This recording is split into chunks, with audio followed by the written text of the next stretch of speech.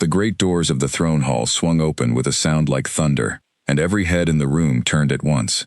Wren Ashwood stood at the very back, pressed against a cold stone pillar, her heart pounding so hard she thought the whole hall could hear it.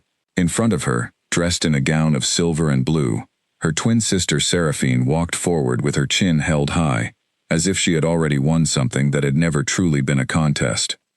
Alpha King Cale Dravencourt sat upon his throne, his eyes sharp and unreadable, studying the woman who approached him. He was young for a king, but his presence filled the room, the way a storm fills the sky before it breaks. Everyone in Veyrath knew his reputation. He did not choose with his heart, he chose with his mind, and today his mind had already decided. Wren watched her sister kneel before the king, watched the court advisors nod in approval, watched the elders of the Ashwood pack straighten with pride. She felt invisible, the way she always did whenever Seraphine was in a room. It was not a new feeling. It was old, worn smooth like a stone, that had been rubbed the same way for years. "Seraphine Ashwood," the king said, his voice carrying easily to every corner of the hall. "Your bloodline commands the strongest warriors north of the river. Your family's loyalty will secure my throne against the enemies who wait at our borders. I choose you to become my queen." The hall erupted into applause. Servants rushed forward with trays of wine. Somewhere near the front, a group of nobles began whispering about wedding dates and alliances and the shifting balance of power in the kingdom. Wren clapped along with everyone else, because that was expected of her, but her hands felt numb, and her smile did not reach her eyes. She was used to being the quiet one, the one who stood a step behind. Ever since she and Seraphine were children, people had always looked at Seraphine first. Seraphine was louder, bolder, quicker to laugh and quicker to demand attention. Wren had learned early that there was no use competing. She had built a smaller life instead, one filled with gardens and books and long walks near the edge of the forest, where no one expected anything from her at all. But tonight, standing in the shadow of her sister's triumph, something inside her ached, in a way she did not fully understand. It was not jealousy, not exactly. It was something quieter and sadder, like watching a door close on a room she had never even tried to enter. After the ceremony, the court began to disperse, drifting into smaller groups to discuss the news. Wren slipped away from the crowd, moving toward the open doors that led out to the palace gardens. She needed air, she needed silence. The noise of the hall pressed against her skin, like a heavy coat she could not remove fast enough. Outside, the night was cool and clear, the kind of sky that made the stars look closer than they truly were. Wren walked along the stone path, past rows of sleeping roses and silver ferns, until she reached her favorite spot, a small clearing where moonflowers bloomed only after dark. She knelt beside them and touched one gently, watching its pale petals catch the starlight. She did not hear footsteps behind her. She did not know, in that quiet moment, that the man who had just chosen her sister for the sake of power was going to walk through those very gardens before the night was over, unable to sleep, carrying a heaviness in his chest that even a throne could not explain away. For now, she simply sat with the flowers, letting the cool air settle her thoughts, unaware that her entire life was about to change course in ways she had never imagined. Inside the castle, Seraphine was already being fitted for new gowns, already being introduced to advisors and warriors who would soon call her queen. She thrived under the attention, soaking it in like sunlight after a long winter. She had always wanted this, the crown, the title, the respect that came with being chosen. She did not think once about her sister standing quietly in the back of the hall. She did not think about the years Wren had spent being overlooked. Seraphine had learned long ago that the world rewarded those who reached for it, and she had reached, and she had won. But winning a crown and winning a heart, she would soon learn, were two very different battles. Cale excused himself early from the celebrations, claiming exhaustion from the long day of ceremonies. In truth, he felt unsettled, though he could not name why. He had done what was expected of him. He had chosen the strongest alliance, the safest political match, the woman whose family could protect his kingdom from the growing threats along the eastern border. It was the right decision. It was the only decision a king in his position could make. And yet, walking the empty corridors of his own castle, he felt none of the satisfaction he expected. He felt hollow, as if he had made a trade rather than a choice. He found himself walking toward the gardens, following a path he had not taken in years, drawn by nothing more than a need to escape the noise of his own celebration. The moonlight guided him past the roses and the ferns, until he heard the soft sound of someone humming a quiet tune near a bed of pale flowers. He stopped at the edge of the clearing, watching a woman he almost mistook for his new bride. But something was different. Her hair was a shade darker, her posture more relaxed, her expression softer, without the polished confidence he had seen on the throne room floor just hours earlier. "Seraphine?" he asked, though even as he said it, he doubted himself. The woman turned, startled, and rose quickly to her feet. "No, Your Highness, I am Ren, Seraphine's sister." Kale studied her for a long moment, the resemblance and the difference both striking him at once. "I did not realize she had a twin." "Most people don't notice," Ren said, a faint, practiced smile on her lips. "I tend to stay out of the way." There was no bitterness in her voice, only quiet acceptance, and something about that honesty caught his attention more than anything Seraphine had said to him all evening. "You should return to the celebration," Ren added, lowering her eyes respectfully. "Your bride will be looking for you." "She is occupied with the tailors," Kale said, surprising himself with how easily the words came. "And I find I have little interest in more celebration tonight." Ren glanced at him, curious despite herself. That seems like an odd thing for a king to say on the night he secures the greatest alliance of his reign. "Perhaps," Kale admitted, "but alliances are built with contracts and bloodlines. They are not always built with company I actually wish to keep." Ren was quiet for a moment, unsure how to respond to such an honest statement from a king she had never expected to speak with at all. She gestured to the moonflowers beside her. "These only open at night. Most people never see them bloom, because they are already asleep by the time the petals unfold." Kale knelt beside her, studying the pale, delicate flowers. "Why do you come out here alone?" "Because it is quiet," Ren said simply. "And because no one expects anything from me out here. I can just be." Her words settled over him in a way he did not expect. He had spent his entire life surrounded by expectation, weighed down by duty, responsibility, and the constant demand to be strong, decisive, unshakable. He had never once considered what it might feel like to simply exist, without a crown pressing down on his shoulders. They spoke for a while longer, about small things at first, the garden, the stars, the strange quiet of the castle at night. Slowly, the conversation deepened. Ren spoke about her love of old stories, tales of ordinary people who found extraordinary courage. Kale found himself listening more intently than he had listened to anyone in years, drawn not by her beauty, though she was beautiful, but by the way she spoke honestly, without flattery, without trying to impress him. It was strange, he thought, how easily the conversation flowed. There was no calculation in her words, no attempt to gain favor or influence. She spoke to him as if he were simply a man, not a king, not a political prize to be won. "You should go back inside," Ren said eventually, glancing at the sky. "It grows late, and tomorrow is your wedding day." The reminder landed heavier than she expected. Kale's expression shifted, the ease of the conversation replaced by something more guarded. "Yes," he said quietly. "Tomorrow." He rose to his feet, brushing off his clothes, and looked down at her one final time. "Thank you, Ren, for the conversation. It was unexpected." "You are the king," Ren said, offering a small, respectful bow. "Kindness was not required of you tonight, and yet you gave it. That is rare." Kale did not answer immediately. He simply nodded, turned, and walked back toward the castle, his footsteps slow, his mind full of thoughts he could not yet organize into any clear shape. Ren remained in the garden a while longer, watching the moonflowers glow faintly under the stars, unaware of how deeply that short conversation had settled into the king's thoughts. She did not consider herself important. She had spent her whole life believing she was the quieter twin, the overlooked one, the shadow beside her sister's light. She had no reason to believe that a king who had just chosen her sister for the sake of power would think of her again once the sun rose. But kings, like anyone else, are shaped by the moments no one expects to matter. As Kale walked back through the empty halls of his castle, his mind kept circling back to the garden, to the quiet honesty in Ren's voice, to the strange comfort he had felt sitting beside her among the flowers. He thought of Seraphine, his bride, waiting eagerly for the crown she had always wanted. He thought of the contracts already signed, the alliance already secured, the wedding that would take place in the morning light. He told himself it meant nothing, a pleasant conversation, nothing more. But somewhere deep inside him, a quiet doubt had already taken root, small and fragile, like the first bud of a flower not yet ready to bloom. He did not know it yet, but that doubt would grow overnight into something he could no longer ignore.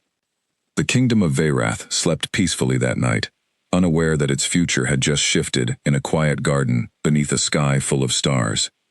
Ren returned to her chambers, her heart lighter than it had been in years, though she told herself the feeling meant nothing at all. Seraphine celebrated late into the night, dreaming of crowns and thrones and the power she had finally claimed. And Kael, the Alpha King, lay awake long after the candles had burned low, staring at the ceiling of his chambers, wondering why the woman he had chosen for power was not the one who lingered in his thoughts. Morning was only hours away, and with it, a wedding that would bind him to one sister forever. But his heart, quiet and uncertain, had already begun to whisper another name. The wedding preparations began before the sun had fully risen, and the entire castle moved with a nervous, buzzing energy that seemed to seep into every hallway and every room. Servants rushed back and forth carrying flowers, fabrics, and trays of food, while advisors hurried to finalize the last details of the ceremony that would bind the Alpha King to the Ashwood family forever. Seraphine stood in front of a tall mirror in her private chamber, watching as 3 seamstresses adjusted the final touches on her wedding gown. The fabric shimmered like moonlight on water, embroidered with silver thread that traced delicate patterns along the sleeves and hem. She turned side to side, admiring her reflection, a satisfied smile spreading across her face. "You look like a queen already," one of the seamstresses said, kneeling to adjust the hem. "I am about to become one," Seraphine replied, her voice full of quiet triumph. She had waited for a moment like this her entire life. Growing up, she had always been the one people noticed first, the one who commanded rooms simply by walking into them. She had worked hard to build that reputation, learning how to charm nobles, how to speak with confidence, how to make herself impossible to ignore. Today, all of that effort was finally paying off in the grandest way imaginable. Down the hall, in a much smaller and quieter room, Ren was being dressed in a simpler gown, one meant for attendants rather than brides. She stood still as a young servant fastened the buttons along her back, her thoughts drifting to the conversation she had shared with the king the night before. She told herself it did not matter. He was marrying her sister in only a few hours. Whatever strange connection she had felt in the garden was nothing more than a passing moment between 2 people who happened to be alone under the stars. Still, she could not stop thinking about it. "You seem distracted," the young servant said gently, noticing Ren's distant expression. "Just tired," Ren replied, offering a small smile. "It has been a long few days." The servant nodded sympathetically and continued her work, unaware of the quiet storm building inside Ren's chest. Meanwhile, Kael stood in his own chambers, dressed in ceremonial robes of deep blue and silver, the colors of his kingdom. His advisors moved around him, discussing final preparations, reviewing the guest list, confirming the arrangements for the feast that would follow the ceremony. Kael listened with only half his attention, his mind elsewhere, replaying the conversation from the garden over and over, like a song he could not stop humming. "Your Highness," one advisor said, breaking through his thoughts, "the Ashwood elders have arrived. They wish to speak with you before the ceremony begins." Kael nodded, forcing himself back into the present moment. "Send them in." The Ashwood elders entered with confident strides, led by an older man named Cormac, Seraphine and Ren's uncle, who had negotiated much of the alliance on behalf of the family. He bowed respectfully before addressing the king. "Your Highness, we are honored by this union. Seraphine will bring great strength to your throne. Our warriors stand ready to serve the crown, as promised." "I appreciate your family's loyalty," Kael replied, his tone measured and diplomatic. "This alliance will strengthen both our houses against the threats we face." Cormac smiled, clearly pleased with the direction of the conversation. "The kingdom will be safer with the Ashwood name bound to your throne." As the elders continued discussing logistics, Kael found his attention wandering once again, this time toward a question he had not expected to ask. "Tell me," he said, interrupting the conversation politely. "What of Seraphine's sister? Ren, I believe her name is?" The elders exchanged a brief glance, clearly caught off guard by the question. Ren is a quiet young woman, Cormac said carefully. She has never sought attention or influence. She prefers a simpler life, tending gardens and reading old texts. She is loyal to the family, of course, but she has never wished for the spotlight her sister enjoys. Cale nodded slowly, absorbing the information without revealing the reason behind his curiosity. I see. The elders moved on to discuss other matters, unaware that their answer had only deepened the quiet fascination growing inside the king's mind. As the hours passed, the castle grounds began filling with guests from across the kingdom. Nobles arrived in fine carriages, warriors in polished armor, and representatives from allied pacts, eager to witness the historic union between the crown and the Ashwood family. The gardens were decorated with white and silver ribbons, and rows of chairs were arranged facing a grand archway covered in blooming flowers. The very same moonflowers that Ren had tended so carefully the night before, though now transplanted into daylight arrangements that lacked the quiet magic they held under starlight. Ren stood near the back of the gathering crowd, dressed modestly among the attendants, watching as the ceremony began to take shape. She spotted Cale standing near the altar, dressed in his ceremonial robes, looking every bit the powerful king everyone expected him to be. There was no trace of the quiet, thoughtful man she had spoken with in the garden. He stood tall, composed, every inch a ruler prepared to fulfill his duty. The music began, soft and ceremonial, and the crowd rose to their feet as Seraphine appeared at the far end of the aisle, radiant in her silver gown, her expression glowing with pride and excitement. She walked slowly, savoring every step, every admiring glance from the gathered crowd. Cale watched her approach, his expression calm and steady, the mask of a king fully in place. But as Seraphine drew closer, his eyes drifted, almost involuntarily, toward the crowd of attendants standing near the edge of the garden. For a brief moment, his gaze met Ren's, and something passed between them, quiet and unspoken, before he forced his attention back to his approaching bride. Ren felt her breath catch in her chest at that brief exchange, though she quickly reminded herself that it meant nothing. He was simply nervous, perhaps searching the crowd out of habit. She told herself this firmly, even as her heart continued to race. The ceremony proceeded exactly as tradition demanded. The high priestess spoke of loyalty, strength, and the sacred bond between a king and his chosen queen. Vows were exchanged, promises made before the gathered court and the watching kingdom. Seraphine spoke her vows with confidence, her voice carrying clearly across the garden, filled with pride at finally claiming the position she had always believed was meant for her. Cale spoke his vows as well, his voice steady and practiced, though something in his tone lacked the warmth one might expect from a man marrying the woman he loved. It was the voice of duty, not devotion, though few in the crowd seemed to notice the difference. Only Ren, standing quietly among the attendants, seemed to sense the subtle hollowness beneath his carefully chosen words. When the priestess finally declared them bound as king and queen, the crowd erupted into applause, and musicians began playing a celebratory tune.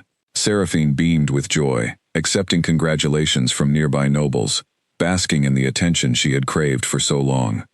Cale offered polite smiles and nods, playing his role perfectly, though his mind remained elsewhere, drawn again and again toward the quiet woman standing near the edge of the gathering. The feast that followed was grand and elaborate, filled with music, dancing, and endless conversation among the nobles and warriors gathered to celebrate the union. Long tables were set with the finest food the kingdom could offer, and laughter echoed through the halls late into the evening. Ren attended the feast as expected, offering polite conversation to those who approached her, though her thoughts remained distant, circling back again and again to the strange, quiet connection she had felt with the king. She watched from a distance, as Seraphine danced with Cale in the center of the hall, the picture of a perfect royal couple, admired by everyone in attendance. And yet, even as they danced together, Cale's eyes occasionally drifted toward the edges of the room, searching briefly, before returning his attention to his new bride. Few noticed this small habit, but Ren did, and each time it happened, her heart tightened with a confusion she did not know how to name. As the night wore on, exhaustion began to settle over the celebrations. Guests slowly began to retire to their chambers, the music softened, and the grand hall gradually emptied. Seraphine, thrilled and triumphant, retired to her new chambers as queen, already dreaming of the influence and respect that awaited her in the days ahead. Cale remained behind for a while longer, speaking with a few remaining advisors about matters of state, though his responses grew increasingly distracted as the night deepened.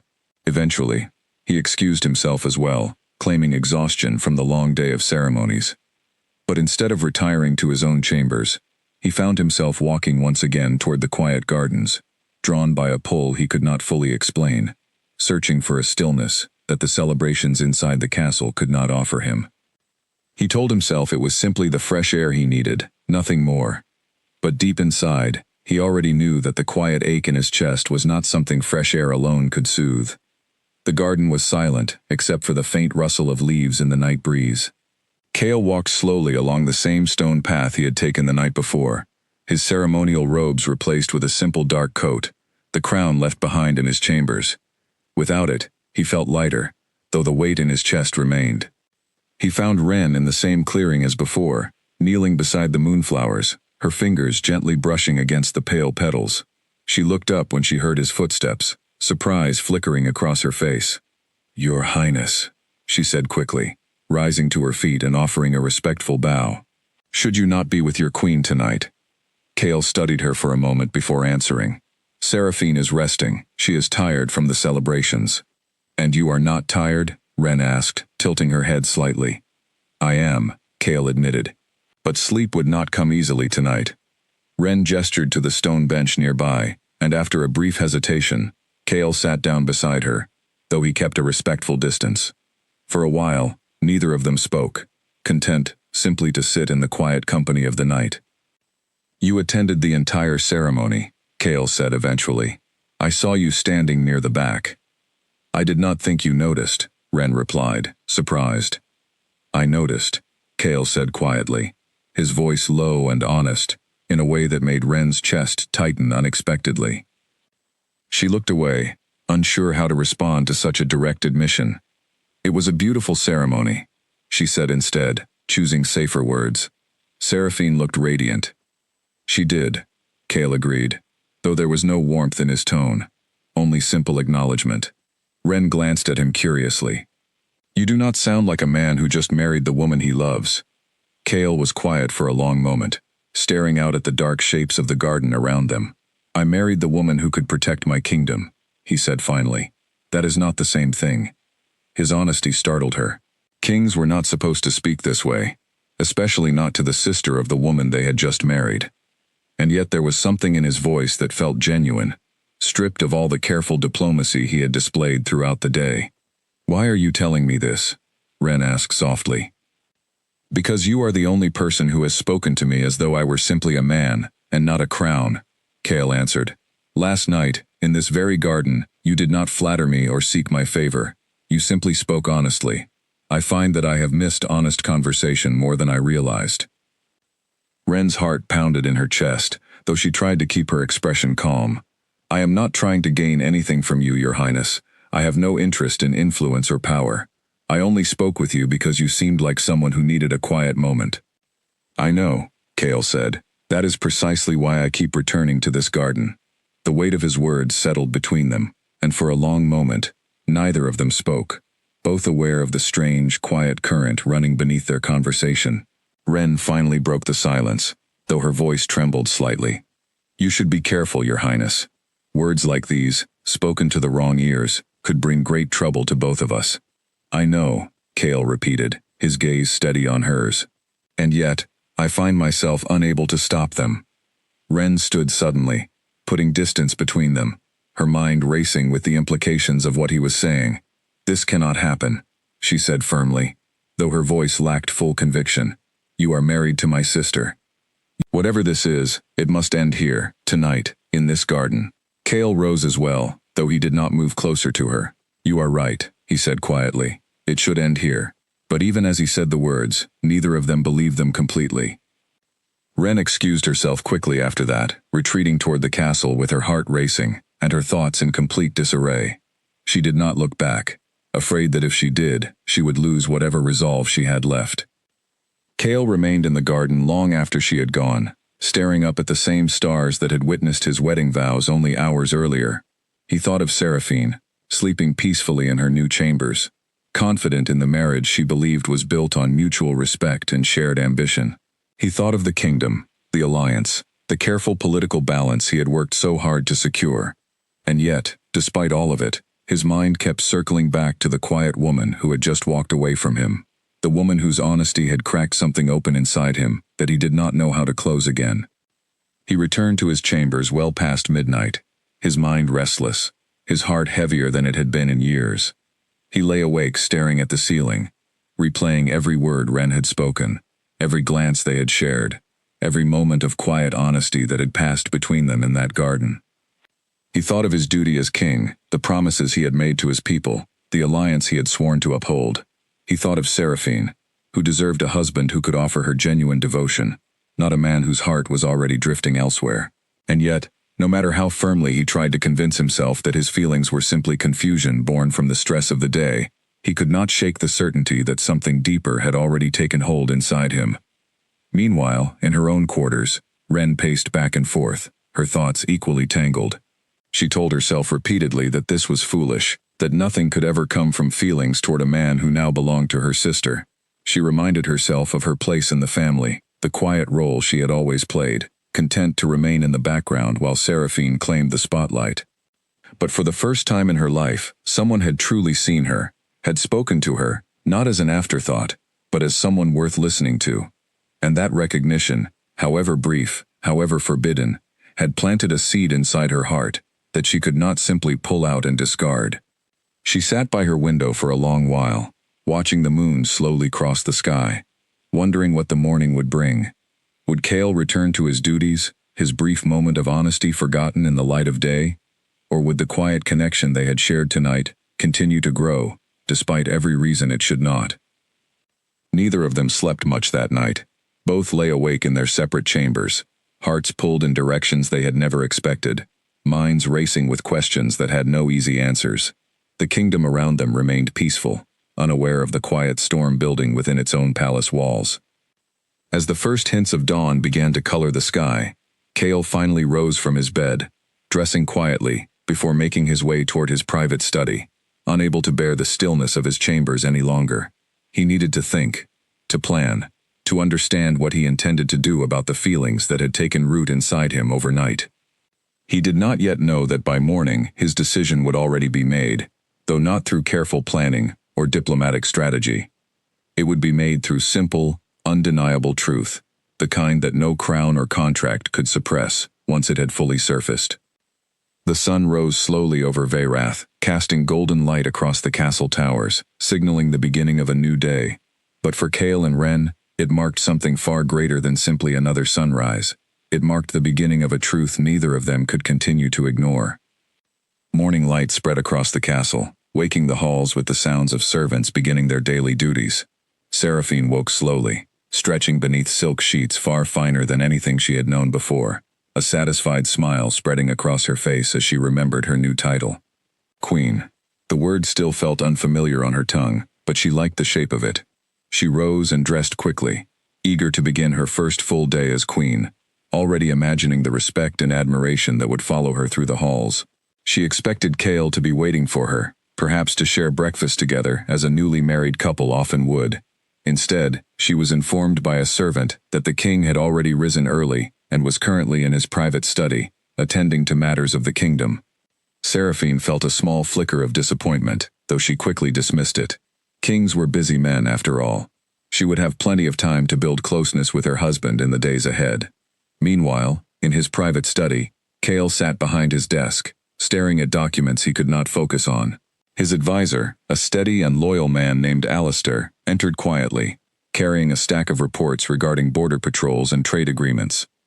"Your Highness," Alistair said, noticing the distant look on the king's face. "You seem troubled this morning. Is something wrong?" Cale hesitated before answering. "I find myself questioning a decision I believed was already settled." Alistair set the reports down carefully. "The alliance with the Ashwood family? Surely you do not doubt its value. Their warriors alone strengthen our northern defenses considerably." "It is not the alliance I doubt," Cale said slowly. "It is the choice of which sister I made that alliance with." Alistair's eyebrows rose slightly, though he kept his tone measured. "Ren Ashwood, you mean?" Cale looked up, surprised. "You know of her?" I know that she exists, Alistair replied carefully. Though she has never sought attention within the court, most assume she preferred a quieter life, away from politics. She spoke to me last night, Cale admitted, and the night before. There was an honesty in her words I have not encountered in a long time, certainly not from anyone within these castle walls. Alistair studied the king carefully, choosing his words with caution. Your Highness, I understand the appeal of genuine connection. But you are now bound to Seraphine, both by ceremony and by the alliance her family represents. Any complication involving her sister could unravel everything you have worked to secure. Cale nodded slowly, fully aware of the danger in what he was feeling. I know the risk, Alistair. I am not blind to it, but I cannot simply ignore what I feel. Feelings can be dangerous things for a king, Alistair said gently, especially feelings that threaten the stability of an entire kingdom. Cale did not respond immediately, his gaze drifting toward the window, where he could see the edge of the garden where he had spent the last 2 nights speaking with Ren. He knew Alistair's warning carried weight. He understood the political consequences of what he was considering. And yet, despite all of it, he could not convince himself that ignoring his feelings was the right path forward. I will think carefully before acting, Cale said finally, though even as he spoke the words, he knew his decision was already beginning to form. Later that day, Seraphine sought out her sister, finding Ren in the smaller library near the eastern wing of the castle, surrounded by old books and quiet solitude, exactly where Seraphine expected to find her. There you are, Seraphine said, settling into a chair across from her sister. I barely saw you yesterday during the celebrations. I was there, Ren replied carefully, closing the book in her lap, simply staying out of the way, as usual. Seraphine smiled, though there was a hint of impatience in her expression. You truly do not enjoy attention, do you? It has never suited me the way it suits you, Ren said honestly. Seraphine studied her sister for a moment, something thoughtful passing behind her eyes. You know, Cale seemed distracted during the feast last night. I wonder if the pressure of the crown is already weighing on him. Ren's heart skipped uncomfortably, though she kept her expression neutral. Perhaps he simply needs time to adjust to his new responsibilities. Perhaps, Seraphine agreed, though her tone suggested she was not entirely convinced. Still, I intend to make sure he understands the value of our alliance. I did not marry him simply for a title, Ren. I intend to be a queen who truly strengthens this kingdom. I believe you will, Ren said, and she meant it. Whatever complicated feelings had begun growing inside her, she still respected her sister's ambition and determination. Seraphine reached out and squeezed her sister's hand affectionately. Perhaps once I am settled into my new role, you could join me at court more often. It would be nice to have you nearby. Ren offered a small smile, though guilt tightened uncomfortably in her chest at the kindness in her sister's words. We shall see, she said quietly. As the day continued, Cale found himself unable to focus on his royal duties, his mind repeatedly drifting back to the quiet conversations he had shared with Ren. He attended a brief council meeting regarding border security, though his contributions were noticeably distracted, prompting concerned glances from several of his advisors. By evening, he could no longer ignore the restlessness building inside him. He requested a private meeting with Seraphine, intending to share a quiet dinner together as a newly married couple, hoping that perhaps spending genuine time with his bride might settle the confusion clouding his mind. The dinner was pleasant enough. Seraphine spoke enthusiastically about her plans as queen, discussing potential improvements to the kingdom's defenses and trade routes, drawing from her family's extensive military knowledge. Cale listened politely, offering thoughtful responses, genuinely impressed by her intelligence and ambition. And yet, despite the pleasant conversation, he felt no deeper connection forming between them, nothing beyond respectful admiration for her capabilities. It was the same feeling he had expected going into the marriage, practical and steady, built on mutual benefit rather than genuine affection.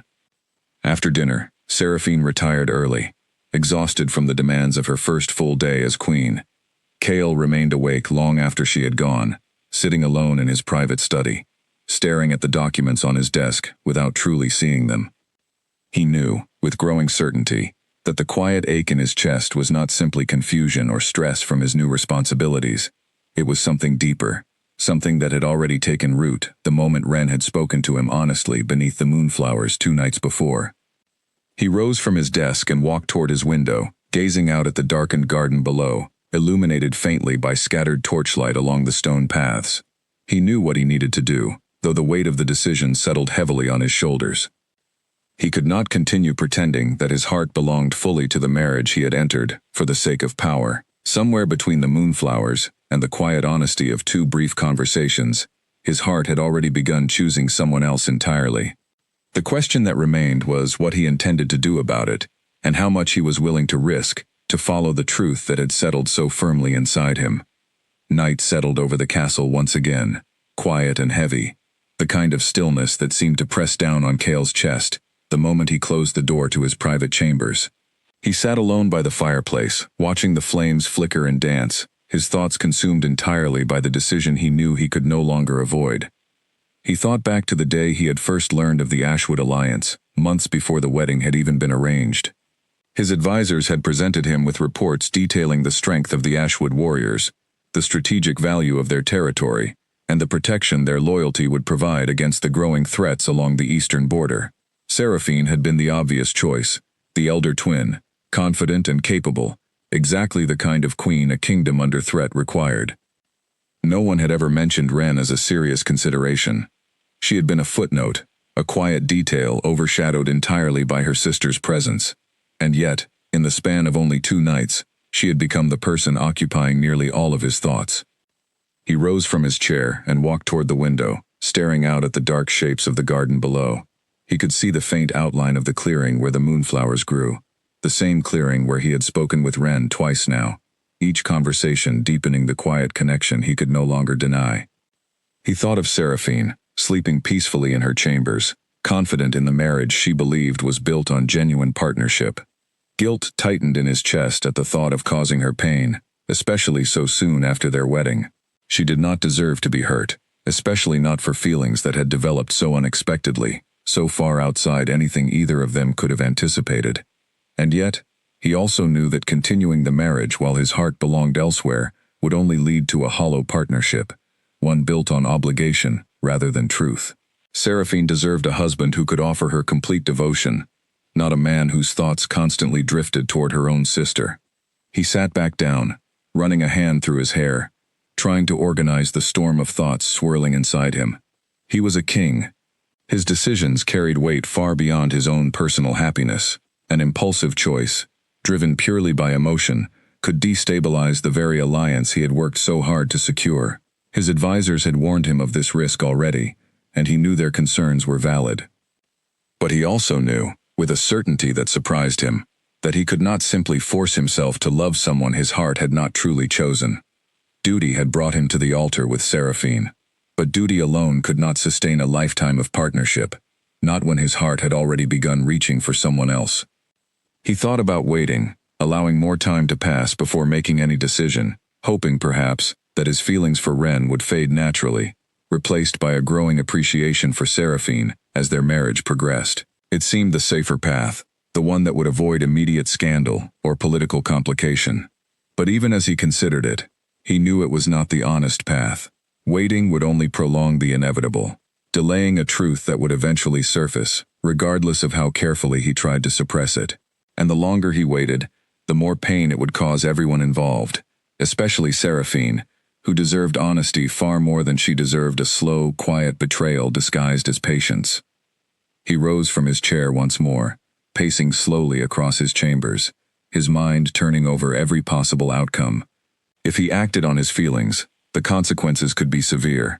The Ashwood family might withdraw their support entirely, feeling insulted by the sudden shift so soon after the wedding.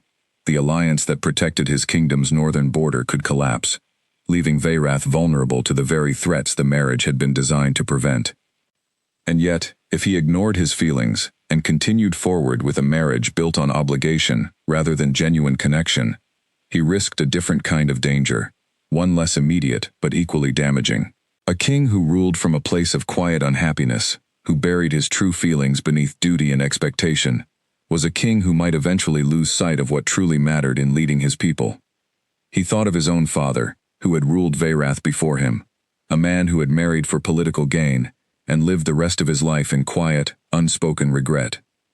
Kale remembered the distant sadness that had lingered behind his father's eyes throughout his reign, a sadness that had only grown heavier as the years passed. He did not wish to repeat that same fate, trapped in a marriage that offered stability without warmth, partnership without genuine connection. As the night deepened, Kale found himself once again drawn toward the window, staring out at the quiet garden below. He knew, with growing certainty, what he needed to do. The realization did not come easily, nor did it settle the guilt weighing heavily in his chest. But it came with a clarity he could no longer ignore. He could not build a lifetime with Seraphine, while his heart remained elsewhere. It would not be fair to her, nor to himself, nor to Ren, who deserved far more than being kept as a quiet secret hidden away in nighttime conversations beneath the stars. He decided, finally, that he needed to speak honestly, both to Seraphine and to Ren, regardless of the political consequences that might follow. He owed both women the truth, even if that truth complicated everything he had worked so carefully to secure. He would not act rashly, he told himself. He would approach the situation with care, choosing his words thoughtfully, understanding fully the weight of what he was about to set into motion. But he would act, and he would act soon, before another day passed and the quiet ache in his chest grew into something even more difficult to untangle. As dawn began to approach, casting the faintest hints of gray light across the horizon, Kale finally allowed himself a moment of stillness, sitting quietly by the dying embers of his fireplace. He thought of Ren, her honesty, her quiet strength, the way she had spoken to him without any trace of flattery or calculation. He thought of the moonflowers blooming softly in the darkness, opening only when the world around them grew quiet enough to allow it. Perhaps, he thought, some truths only revealed themselves in the stillness of night, growing slowly, until the light of morning finally forced them into the open. He rose from his chair as the first true rays of sunlight began creeping over the castle towers, signaling the beginning of a new day, a day that would carry with it a decision capable of reshaping the entire kingdom's future. He did not yet know exactly how the day would unfold, nor how deeply it would affect everyone involved. But he knew, with unwavering certainty, that he could no longer continue pretending that his heart belonged to a marriage built solely on power and alliance. Somewhere in the quiet hours of the night, beneath the soft glow of moonflowers and the weight of unspoken truth, Kale had already made his choice. Now, all that remained was finding the courage to speak it aloud. The sun had barely cleared the horizon when Kale sent word through a trusted servant, requesting a private audience with Ren before the rest of the castle fully awoke. The message was simple, asking her to meet him in the small study near the eastern gardens, a quiet room rarely used except for private conversations away from the busier parts of the castle. Ren received the message with a mixture of nervousness and quiet anticipation. She had barely slept, her mind still turning over everything that had happened between them over the past 2 nights. Part of her wanted to refuse the request entirely, to protect herself and her sister from whatever complicated feelings continued growing between her and the king. But another part of her, the part she had tried to suppress since childhood, wanted desperately to understand what he intended to say. She dressed quietly and made her way through the still sleeping halls of the castle, her heart pounding with every step closer to the study. When she arrived, she found Kale already waiting, standing near the window, his expression calm but serious, though a visible tension remained in the set of his shoulders. "Thank you for coming," he said, turning to face her as she entered. "Your message seemed urgent," Ren replied, closing the door quietly behind her. "I assume this is not simply another quiet conversation about gardens and stars." Kale allowed a faint, tired smile. "No, though I find myself missing those conversations already." Ren remained near the door, unwilling to move closer until she understood exactly what he intended to say. "Kale, whatever this is, we cannot continue meeting like this. You are married to my sister. Every moment we spend alone together puts both of us at risk, along with the alliance your kingdom depends on." "I know," Kale said quietly, "which is exactly why I need to speak with you honestly, once and for all." He took a slow breath, gathering his thoughts before continuing. "Ren, I made a decision 2 days ago, based entirely on strategy. I chose Seraphine because her family's strength would protect my kingdom. It was, by every measure, the correct political choice." "It was," Ren agreed carefully. "Your kingdom needed that alliance." But somewhere between that decision and this morning, Cale continued, I discovered something I did not expect to find. In you I found honesty I have not encountered in years, perhaps ever, within these castle walls. You spoke to me not as a king, but as a man, without any interest in gaining favor or influence. That honesty has settled into my heart in a way I cannot simply ignore or explain away. Ren's breath caught in her chest, though she remained silent, allowing him to continue. I am not proud of the timing of these feelings, Cale admitted. I understand fully the pain this could cause, both to Seraphine and to the alliance our marriage represents. But I cannot continue pretending that my heart belongs to a partnership built entirely on obligation, while it clearly, undeniably, belongs somewhere else. Cale, Ren said softly, her voice trembling slightly, you cannot say these things to me. I am her sister. Whatever complicated feelings exist between us, acting on them would destroy everything. Our family, your kingdom's stability, everything you have worked to build. I understand the risk, Cale said, stepping closer, though he stopped a respectful distance away, careful not to overwhelm her. I am not asking you to act rashly alongside me. I am not asking for anything dishonest or secretive. I simply needed you to know the truth, regardless of what happens afterward. You deserve honesty, Ren, more than anyone I have met in a very long time. Ren felt tears gathering unexpectedly in her eyes, overwhelmed by the weight of his words. Her entire life, she had been the quiet twin, the overlooked sister, content to remain in the background, while others claimed the attention and admiration she never sought for herself. And now, standing before her, was a king who had chosen her sister for the sake of power, yet stood here now, choosing her, openly and honestly, for something far more personal. This is not fair to Seraphine, Ren said quietly, wiping at her eyes. She married you believing in a genuine partnership. She does not deserve to learn that your heart lies elsewhere so soon after your wedding. You are right, Cale agreed solemnly, and I intend to speak with her honestly as well, regardless of the consequences that may follow. I owe her that truth, just as I owe it to you. And what happens then? Ren asked, her voice barely above a whisper. If you speak this truth, what do you imagine will happen to any of us? Cale was quiet for a moment, considering his answer carefully. I do not know exactly, he admitted. Perhaps the alliance collapses.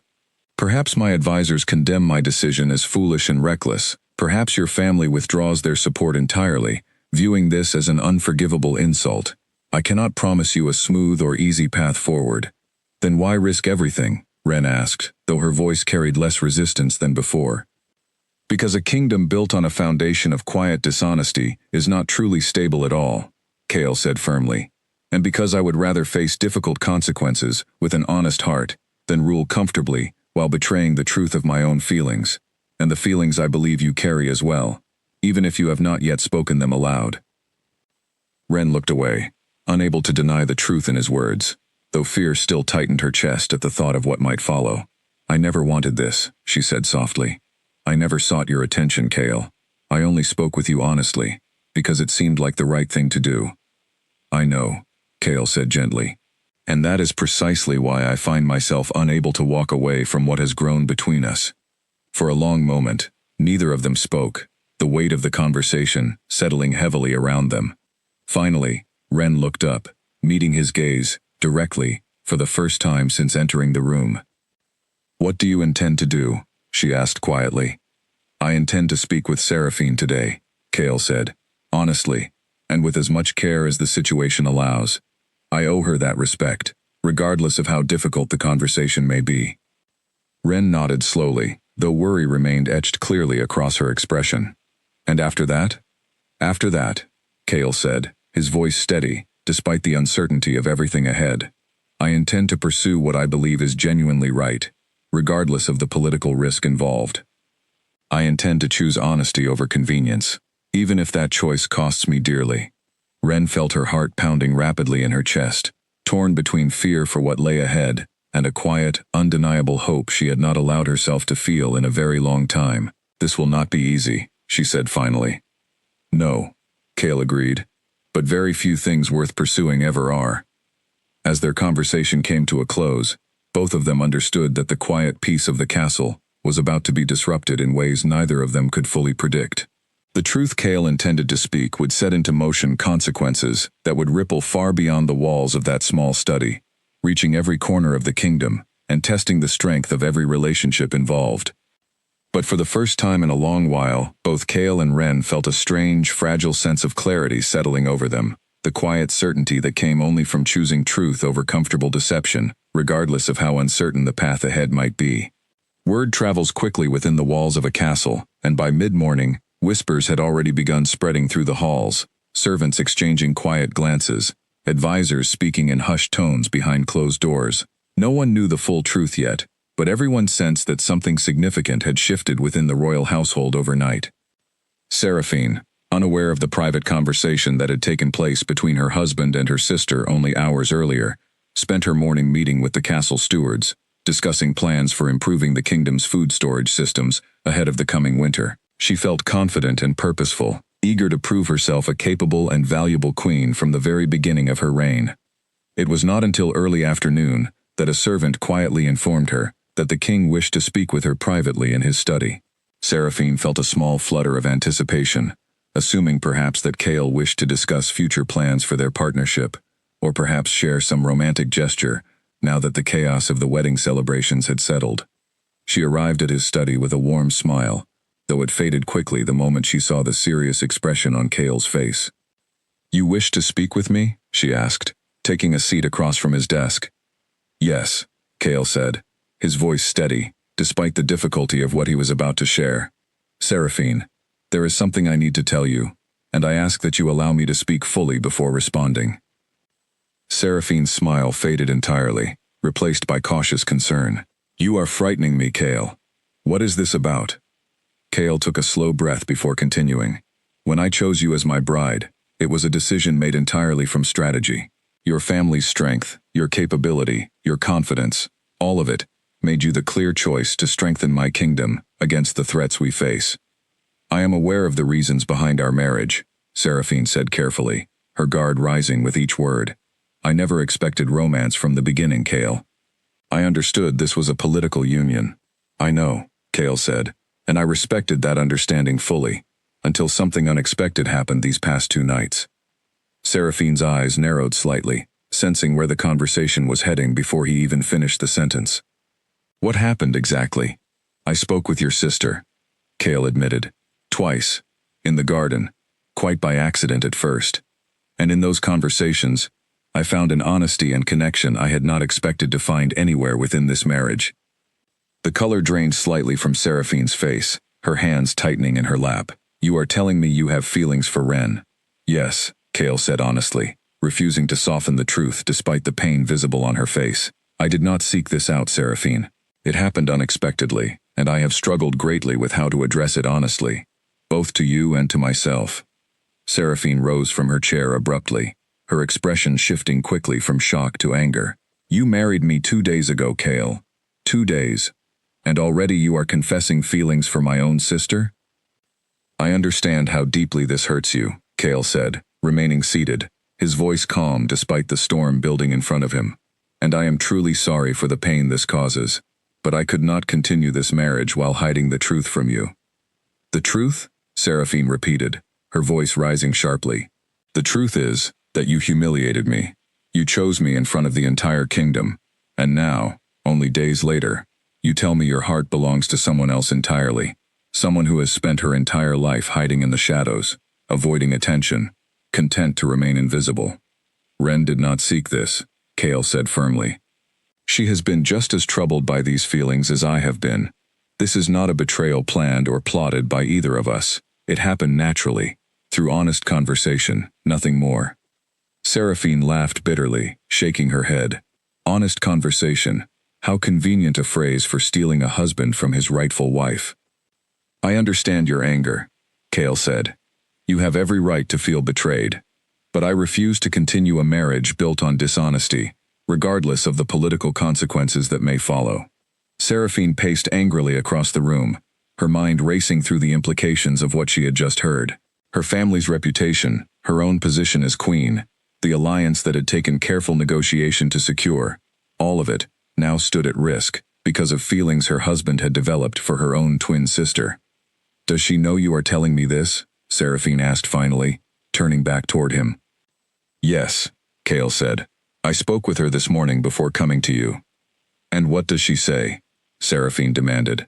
Does she welcome this betrayal eagerly, finally stepping into the spotlight she has always secretly craved? She is frightened, Cale said honestly. She fears exactly this kind of anger from you. She never wished to cause you pain, Seraphine. Please believe that, regardless of how difficult this truth is to accept. Seraphine remained silent for a long moment, her anger slowly shifting into something colder and more calculating. She had spent her entire life building a reputation of strength and confidence, refusing to allow herself to appear weak or victimized in front of others. She would not allow this humiliation to define her, regardless of how deeply it wounded her pride. What do you intend to do? She asked finally, her voice steady despite the turmoil clearly visible behind her eyes. I do not yet know exactly, Cale admitted. I wish to speak with you honestly first, before considering any further steps. Whatever happens next, I intend to handle it with as much respect and fairness toward you and your family as possible. Seraphine studied him carefully, her mind already working through the political implications of what lay ahead. Understand this, Cale. If you intend to pursue my sister openly, it will not simply be a quiet, private matter. My family will demand answers. The court will demand explanations, and I will not simply step aside quietly, allowing myself to be replaced without consequence. I expect nothing less, Cale said, and I intend to face those consequences honestly, regardless of how difficult they prove to be. Seraphine turned and walked toward the door, pausing briefly before leaving the room. You have caused a very dangerous situation, Cale. I hope, for everyone's sake, that you understand exactly how deep this wound runs, both for me and for my family's pride. With that, she left the study, her footsteps sharp and deliberate against the stone floor, leaving Cale alone, with the heavy weight of the conversation still hanging in the air. He knew the true difficulty was only just beginning. Seraphine's anger, though understandable, carried with it the potential for serious political consequences. Her family held significant influence throughout the kingdom, and their support had been crucial in securing stability along Veyrath's borders. If they chose to withdraw that support entirely, the consequences could extend far beyond his own personal happiness, threatening the safety of the entire kingdom. He sat quietly for a long while after Seraphine had gone, gathering his thoughts, preparing himself for the difficult days he knew lay ahead. Whatever path he chose moving forward, he understood clearly now that there would be no easy resolution, no simple path that avoided conflict or consequence entirely. But he also understood, with a clarity that steadied him despite the uncertainty, that he had chosen honesty over comfortable deception, and whatever difficulties followed, he would face them without regret for having finally spoken the truth aloud. By the following morning, the news had spread far beyond the private walls of the royal study. Servants, who had overheard fragments of the conversation, whispered to friends, friends whispered to nobles, and within a single day, the entire court seemed to know that something had gone terribly wrong between the newly married king and queen. Cormac, the Ashwood elder who had negotiated much of the original alliance, arrived at the castle demanding an audience with the king the moment the rumors reached him. He entered Cale's study with barely concealed anger, his usual diplomatic composure replaced by sharp, clipped words. Your Highness, Cormac said stiffly, I have heard troubling rumors regarding your intentions toward Ren. I trust these rumors are simply exaggerations, born from careless gossip. Cale met his gaze steadily, refusing to hide behind convenient half-truths. I regret to inform you that the rumors are not entirely inaccurate, Cormac. I have developed genuine feelings for Ren, feelings I could not, in good conscience, continue hiding from either Seraphine or your family. Cormac's expression darkened considerably. Do you understand what you are risking, Your Highness? Our family agreed to this alliance, specifically because Seraphine would become your queen. If you intend to cast her aside so soon after the wedding, you risk insulting our entire family, an insult that could easily fracture the very alliance meant to protect this kingdom's northern border. I understand the risk fully, Cale replied, and I do not take it lightly, but I refuse to build my kingdom's future on a marriage founded upon dishonesty. Honesty is a fine virtue for a common man, Cormac said sharply, but kings are not afforded the luxury of following their hearts blindly. Your duty is to your kingdom first, Your Highness, not to your personal feelings. My duty is also to lead with integrity, Cale countered calmly. A kingdom built upon a foundation of quiet deception is not truly secure, regardless of how strong the alliance appears on paper. Cormac studied him for a long moment, clearly frustrated, but recognizing the futility of continuing to argue against a decision the king had already made. What exactly do you propose then? Surely you understand that simply abandoning Seraphine for her own sister will not be accepted quietly by our family, nor by the wider court. I intend to propose an alternative arrangement, Cale said, one that preserves the strength of our alliance, without requiring Seraphine to remain bound to a marriage neither of us can build genuine happiness upon. And what alternative could possibly satisfy both the needs of the kingdom and the pride of my family? Cormac asked skeptically. I have not yet finalized the details, Cale admitted honestly. But I intend to offer your family expanded influence within my council, along with formal recognition of the Ashwood warriors as permanent guardians of the northern border, independent of any marriage requirement. Seraphine's strength and capability deserve recognition, regardless of her marital status. Cormac considered this for a long moment, his sharp gaze studying the king carefully. This is a considerable offer, Your Highness. But my family's pride has already been wounded. Seraphine has been publicly humiliated by rumors already spreading through the court. I intend to address that publicly as well, Cale said firmly. I will not allow Seraphine's reputation to suffer unfairly, because of decisions I alone am responsible for making. Cormac studied him for a long moment, before finally nodding slowly. I will discuss this proposal with the family elders, but understand, Your Highness, that our patience is not without limits. If this situation is not handled with the utmost care and respect towards Seraphine, we will withdraw our support entirely, regardless of the consequences to your kingdom's safety. I understand, Cale said, and I intend to handle this with exactly the care and respect it demands. Cormac left the study without further comment, his expression still tight with unresolved frustration, though his willingness to consider Cale's proposal offered a small measure of hope that the situation might yet be resolved without complete political collapse. Meanwhile, within the castle, tension continued building steadily. Seraphine, still reeling from the humiliation of Cale's confession, confronted her sister directly, later that same afternoon, finding Ren once again in the quiet solitude of the library. How long? Seraphine demanded, her voice sharp and accusatory the moment she entered the room. How long have you been plotting to take my husband from me? Ren rose quickly from her chair, startled by the sudden intensity of her sister's anger. Seraphine, I have plotted nothing. This happened unexpectedly, entirely by accident. By accident, Seraphine repeated bitterly. You expect me to believe that my own sister simply stumbled into a romantic connection with the king I married only days ago? It is the truth, Ren said firmly, though her voice trembled slightly under the weight of her sister's fury. I never sought his attention, Seraphine. I never wanted to hurt you. And yet here we are, Seraphine snapped, with the entire court whispering about how the king has already abandoned me for my own twin sister. Do you have any idea how humiliating this is for me?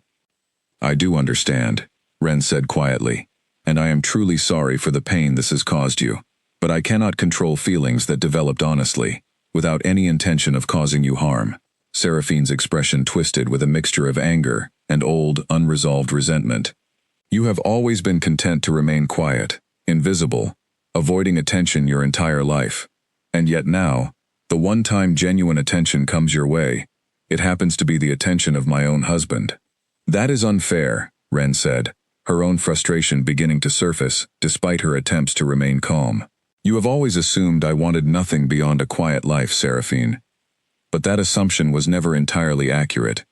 I simply learned long ago that competing with you for attention was pointless, so I stopped trying. Seraphine fell silent for a moment, clearly caught off guard by the unexpected honesty in her sister's words. Old memories surfaced quickly between them. Childhood moments where Seraphine had always been praised first, celebrated first, while Ren quietly stood by, overlooked but never truly resentful, or so Seraphine had always believed. I never intended to make you feel invisible, Seraphine said finally, her anger softening slightly, though clear hurt remained beneath her words. I know, Ren replied gently. It was never your fault directly. It was simply how the world responded to us both, differently, from the very beginning. The sisters stood in silence for a long moment, the weight of years of unspoken tension finally surfacing between them, tangled now with the immediate crisis threatening to reshape both their futures entirely. "What do you intend to do?" Seraphine asked eventually, her voice quieter now, though still guarded. "I do not know," Ren admitted honestly. "Kale has expressed feelings toward me that I cannot deny experiencing as well. But I never wished for any of this to happen at your expense, Seraphine. If there were a way to undo the pain this has caused you, I would take it gladly." Seraphine studied her sister carefully, torn between lingering anger and the recognition that neither Ren nor Kale had intentionally set out to hurt her. "This is not simply about personal feelings anymore," she said finally. "This threatens our family's entire standing, the alliance my family fought so hard to secure." "I know," Ren said quietly, "and I understand if you cannot forgive either of us easily." Seraphine turned and walked toward the door, pausing briefly before leaving. "I need time to think, Ren. Time to understand exactly what path forward makes sense, both for myself and for our family's future." With that, she left the library, leaving Ren alone once again with her thoughts. The quiet solitude of the room, now feeling heavier than ever before, filled with uncertainty about what the coming days would bring for everyone involved. 3 days passed before Kale called for a formal gathering of the court, a decision he did not make lightly. He understood that addressing the situation publicly carried significant risk, but he also recognized that allowing rumors to continue spreading unchecked would only deepen the damage to everyone involved, particularly Seraphine, whose reputation had already suffered greatly from whispered gossip throughout the castle halls. The great hall filled quickly once word spread that the king intended to make an important announcement. Nobles, advisors, warriors, and members of the Ashwood family gathered together, murmuring quietly among themselves, uncertain exactly what to expect from the gathering. Seraphine stood near the front of the hall, dressed formally, her expression composed despite the storm of emotions she had wrestled with over the past several days. Beside her stood Cormac and several other Ashwood elders, their expressions guarded but attentive. Ren remained toward the back of the hall, her heart pounding with anxious anticipation, uncertain how the court would react to whatever Kale intended to announce. Kale entered the hall dressed in formal robes, his expression calm and resolute despite the weight of what he was about to say. He climbed the steps to the raised platform at the front of the hall and turned to address the gathered crowd, his voice steady and clear. "I have called you here today," he began, "because rumors have spread throughout this court regarding my marriage, rumors that deserve honest clarification rather than continued whispered speculation." The hall fell into complete silence, every eye fixed intently on the king. "Several days ago," Kale continued, "I made the decision to marry Seraphine Ashwood, believing her family's strength would secure the safety of this kingdom against the threats along our borders. That decision was rooted entirely in strategy, and I stand by the value of the alliance her family represents." He paused, glancing briefly toward Seraphine, whose expression remained carefully composed despite the tension visible in her posture. "However," Kale continued, "in the days following our marriage, I discovered feelings I did not anticipate, feelings developed through honest conversation with Seraphine's sister, Ren. I will not stand before you today and pretend these feelings do not exist, nor will I continue a marriage built upon dishonesty toward Seraphine, who deserves far greater respect than a husband whose heart belongs elsewhere." A wave of murmurs spread through the crowd, nobles exchanging startled glances, warriors shifting uncomfortably at the unexpected admission. Cormac's expression remained tight, though he did not interrupt, having already discussed elements of this proposal privately with the king beforehand. "I understand fully the risk this admission carries," Kale continued, raising his voice slightly to steady the murmuring crowd. "I understand the pain this truth causes Seraphine, and I understand the political consequences that may follow. But I refuse to lead this kingdom while hiding behind convenient deception." He turned again toward Seraphine, his expression softening with genuine respect. "Seraphine, you deserve immense credit for your strength, your intelligence, and your unwavering dedication to this kingdom's safety. You do not deserve the humiliation this situation has caused you, and I intend to ensure that your family's standing within this kingdom remains strong and secure, regardless of the outcome of our marriage." Seraphine's expression remained guarded, though a flicker of something unreadable passed behind her eyes at his words. "Therefore," Kale continued, I propose the following. Our marriage will be formally annulled, with full acknowledgement that the fault lies entirely with my own unexpected feelings, not with any wrongdoing on Seraphine's part. In its place, I offer the Ashwood family a permanent and formal position within my council, along with recognition of your warriors as independent guardians of the northern border, secured through treaty rather than marriage. The hall buzzed with quiet astonishment at the unprecedented proposal. Never before had a king in Veyrath's history dissolved a political marriage so soon after the ceremony, nor offered such significant concessions in its place. Cormac stepped forward slightly, addressing the king directly before the gathered court. Your Highness, this proposal carries considerable weight. My family requires time to discuss the terms carefully before any formal agreement can be reached. Of course, Cale replied respectfully. I do not expect an immediate answer. I only wish to make my intentions and my reasoning known publicly, rather than allowing rumors to continue distorting the truth. Seraphine finally stepped forward, her voice carrying clearly across the silent hall. Your Highness, before any formal decision is reached, I wish to speak as well. Cale nodded, gesturing for her to continue. I will not pretend this situation has not caused me deep personal pain, Seraphine said, her voice steady despite the emotion clearly present beneath her words. I entered this marriage believing in a genuine partnership, built on mutual respect and shared purpose. Learning that your heart belonged elsewhere, so soon after our wedding, wounded both my pride and my trust. The hall remained silent, every noble and warrior listening intently to her words. However, Seraphine continued, I have had several days to reflect carefully on this situation, and I recognize that continuing a marriage built upon dishonesty would serve neither myself nor this kingdom well. I would rather stand as an independent and respected leader within this court than remain queen in a marriage hollow of genuine affection. She turned slightly, addressing the Ashwood elders directly. I believe the terms proposed by the king offer our family considerable strength and respect, perhaps even greater than what our original alliance through marriage would have provided. I recommend we consider this proposal seriously.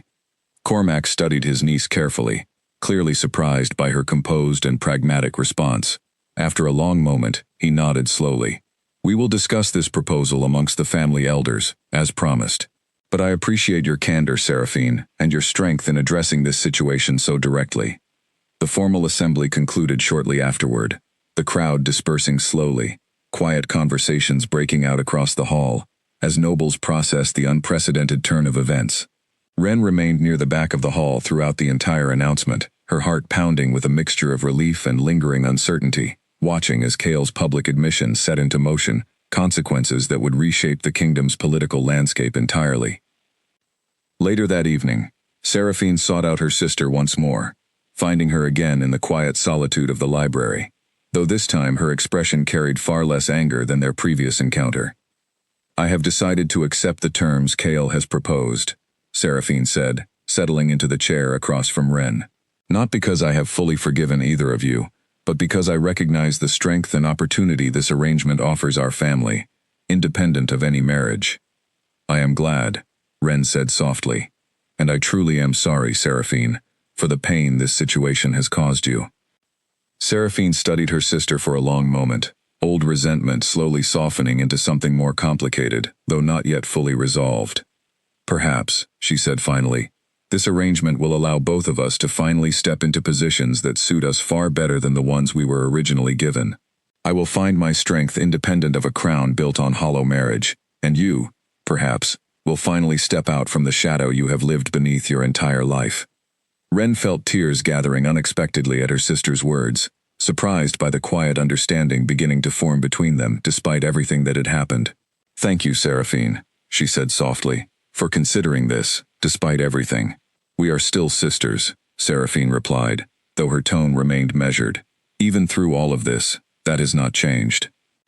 As the two sisters sat together in quiet reflection, the kingdom outside continued adjusting to the unprecedented news, alliances shifting subtly as the court processed the king's unexpected decision. The path ahead remained uncertain, filled with negotiations, adjustments, and lingering tension that would take considerable time to fully settle. But for the first time since the wedding, both sisters felt a fragile sense of hope beginning to take shape, the possibility that perhaps, despite everything, A new and healthier future awaited them both, one built on honesty rather than obligation, and mutual respect rather than quiet resentment. Several months passed before the kingdom of Veyrath fully settled into its new arrangement. The Ashwood elders, after careful deliberation, accepted the terms Chaol had proposed, formally securing their family's warriors as independent guardians of the northern border, with Cormac himself taking a permanent seat upon the royal council. Seraphine, true to her ambitious nature, quickly proved herself an invaluable voice within that council, earning respect from advisors and warriors alike through her sharp intelligence and unwavering dedication to the kingdom's safety. Freed from the constraints of a marriage built on obligation, Seraphine flourished in ways she had never expected. She traveled throughout the northern territories, strengthening relationships between the Ashwood warriors and neighboring villages, earning a reputation as a capable and respected leader, entirely independent of any royal title. In time, the sting of humiliation she had felt during those difficult early days gave way to a quiet pride in the strength and influence she had built entirely on her own merit. Ren, meanwhile, found herself slowly stepping into a role she had never imagined for herself. In the months following the public announcement, she remained close to Chaol, their relationship growing steadily through continued honesty and genuine companionship, free now from the secrecy and guilt that had once clouded their early conversations. She began accompanying him to council meetings, offering quiet, thoughtful insight that many advisors soon came to respect and value, surprised by the depth of wisdom hidden behind her previously overlooked presence. The relationship between the twin sisters, though still healing, grew steadier with each passing month. They spoke honestly about the years of quiet imbalance that had shaped their childhood, finally addressing old wounds that had remained unspoken for far too long. Slowly, carefully, they began rebuilding a bond rooted not in comparison or competition, but in genuine understanding and mutual respect. As autumn approached, Chaol requested a quiet, private ceremony to formally recognize his relationship with Ren, choosing intentionally to avoid the grand spectacle that had accompanied his first marriage. He wished this occasion to reflect the genuine simplicity and honesty that had brought them together in the first place, rather than the political grandeur that had defined his earlier union. The ceremony took place in the very garden where their story had first begun, beneath the soft glow of moonflowers blooming quietly in the evening light. Only close friends, family, and trusted advisors attended, a stark contrast to the grand celebration that had marked Chaol's first wedding months earlier. Ren stood beneath the flowering archway, dressed simply yet elegantly, her expression calm and radiant, despite the quiet nervousness fluttering in her chest.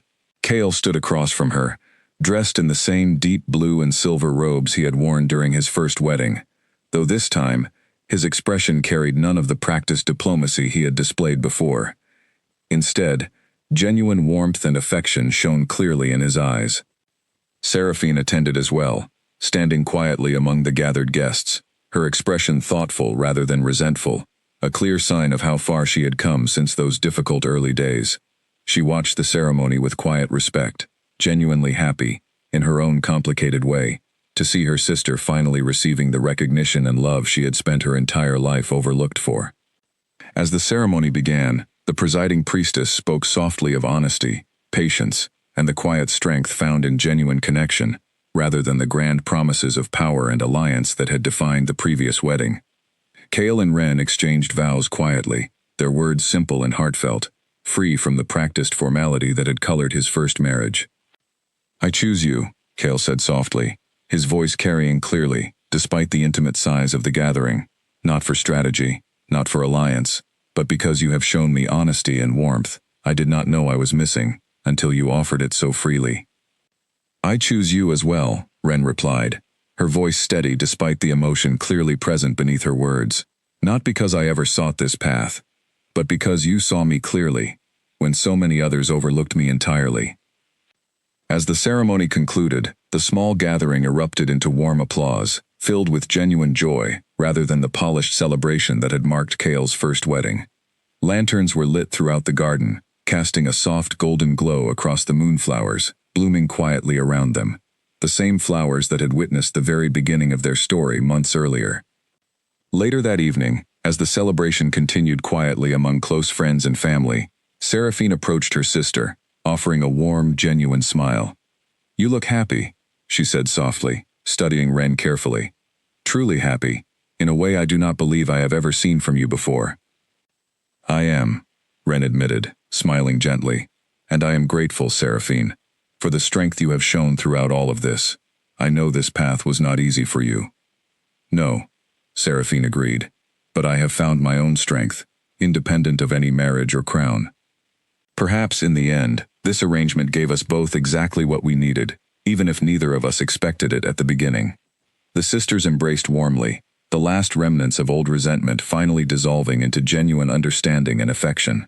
Around them, the kingdom of Veyrath continued forward, stronger now than ever before, secured not simply through political alliance, but through the honesty and integrity of a king who had chosen, in the end, to follow the truth of his own heart, regardless of the risk involved. As the night deepened and the celebration continued softly beneath the glowing lanterns, Kale found himself standing quietly beside Ren, watching the stars begin to scatter across the darkening sky above the garden where their story had first taken root. Do you ever regret it? Ren asked softly, glancing up at him. The risk, the consequences, everything you faced for this choice? Kale shook his head slowly, a warm smile spreading across his face. Not for a single moment, he said quietly.